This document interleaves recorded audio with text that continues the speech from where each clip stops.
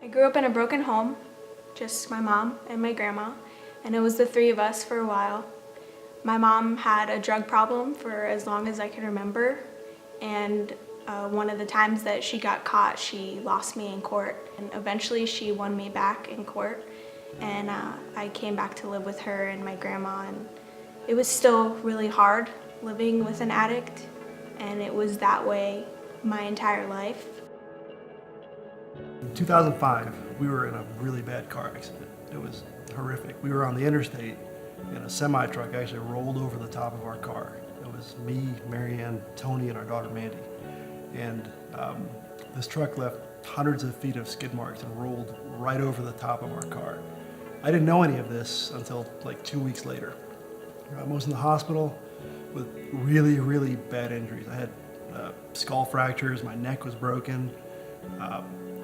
I was woken up by our pastor, and I was confused. I didn't know where we were. I didn't know what was going on, and he had told me that Mandy's gone.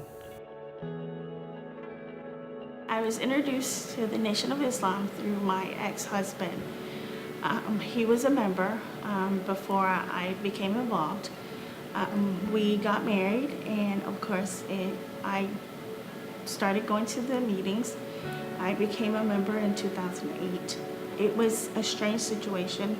Here I was praying to Allah when I know Jesus, and Jesus was always forefront in my heart. Eventually, my grandma moved away to California, so she was literally across the country, and she was my best friend. So that was really hard, just with my mom and her boyfriend at the time and his 2 kids. And we tried to be a family, all of us, and they had a lot of problems. So anytime they would fight, my mom, my brother, and I would pack up and stay somewhere with a friend or family.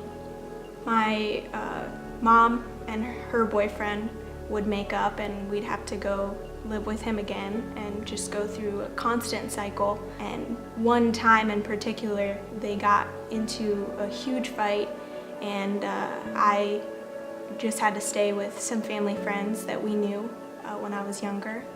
I went there in 8th grade and thought that it would be maybe a week or 2, and I never left until I graduated high school. So this family took me in, and that was really confusing. Even though living with them was better than living with my mom, it was still really hard.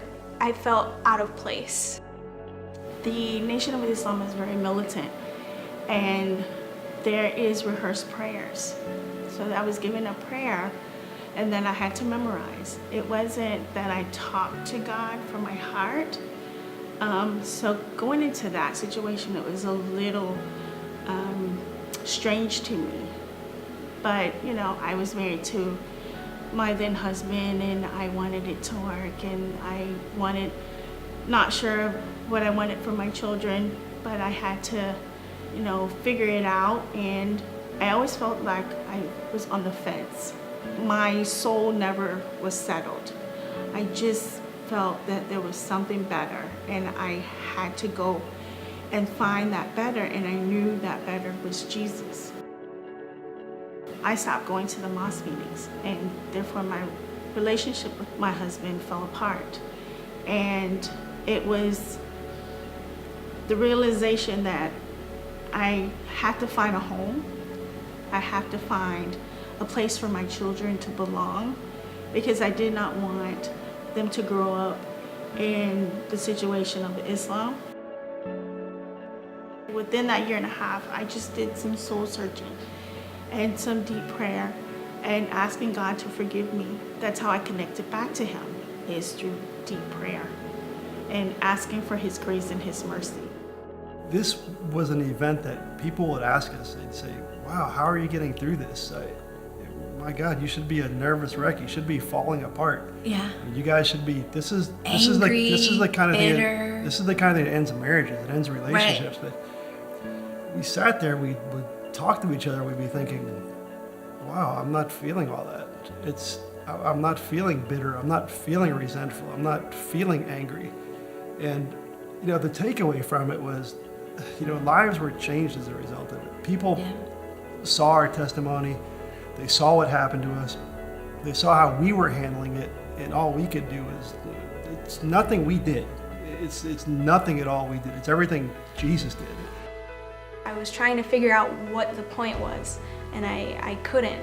And it was really getting to the point where I was just gonna give up and give in and just indulge in whatever I wanted. And right then, someone told me about Jesus and who he is and what he had done for me, and for all of the sins that I had committed or was thinking about committing, or past, present, future. He had died for it all, and he saved me. He came just in time, like he always does.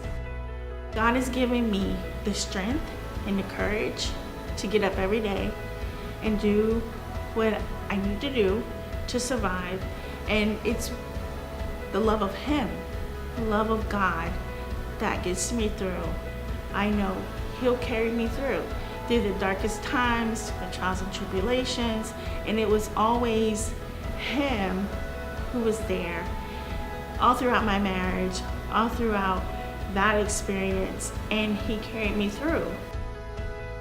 We were in our 20s, and we got into the Word. We kind of discovered who God really was. So we knew him, and had a strong foundation of who he was. But until something like this really comes and rocks your world, you don't know how low in the valley you gotta go and where does your help come from. And when you cry out to the Lord, that he promises to answer you.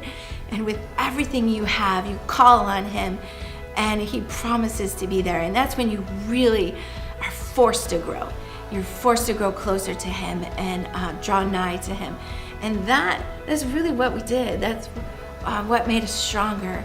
That's what made us get through this tragedy with still joy. We never lost our joy. And we miss her. We miss her so much. But we know we'll see her again. And we're not done. We have a purpose and a plan, and God gave us this testimony to share with everybody. So whoever comes our way or crosses our path, we'll never stop telling of his glory.